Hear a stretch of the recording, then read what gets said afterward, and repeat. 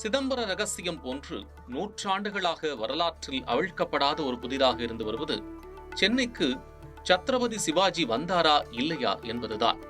காரணம், சிவாஜி எதற்காக சென்னைக்கு வரப்போகிறார்? அதுவும் சென்னையில் கைப்பற்றும் அளவிற்கு அப்படி என்ன சர்ச்சையோ அல்லது பொருளோ இருந்தது என்ற கேள்விகள் எழாமல் இல்லை. அவற்றிற்கெல்லாம் விடையளிக்கும் விதமாக ஒரு முக்கிய சான்றாக திகழ்ந்து கொண்டிருக்கிறது ஒரு கோயில்.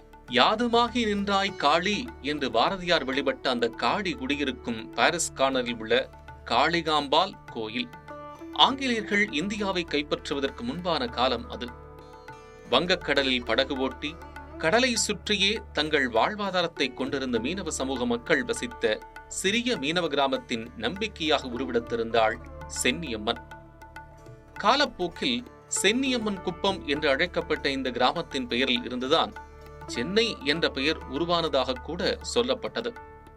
நாயக்கர் காலகட்டத்தில் பார்த்தசாரதி பெருமாள் கோயில் திருப்பணிகளுக்காக விஸ்வகர்மா சமூகத்தினர் சென்னையில் குடியேறியதாகவும், அப்போது திருவண்ணாமலையில் இருந்து அவர்கள் கல்லெடுத்து வந்து இந்த கோயிலை கட்டியதாகவும் கூறப்படுகிறது.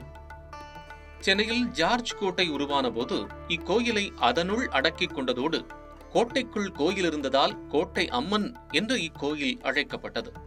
காலப்போக்கில் கோட்டையிலிருந்து வெளியில் வந்த அம்மன் பாரிஸ் கார்னரில் உள்ள தம்புச்செட்டி தெருவில் தனக்கான நிரந்தர இடத்தை பெற்றுக் கொண்டாள்.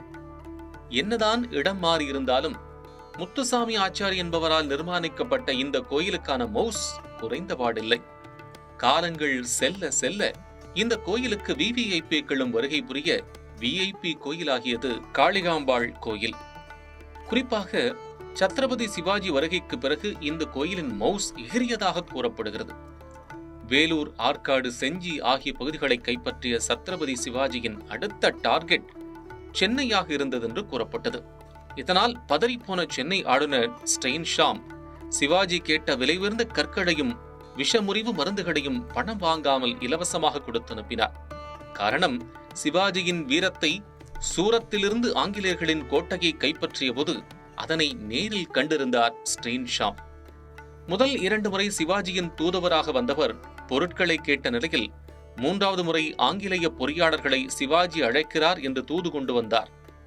இதனை ஆங்கிலேயர்கள் ஏற்க மறுக்க சிவாஜி சென்னை மீது நிச்சயம் படையெடுப்பார் என்று எதிர்பார்க்கப்பட்டது. ஆனால் சில அரசியல் மாற்றங்கள் காரணமாக தனது ராஜ்யத்திற்கே சிவாஜி சென்றதாக கூறப்படுகிறது.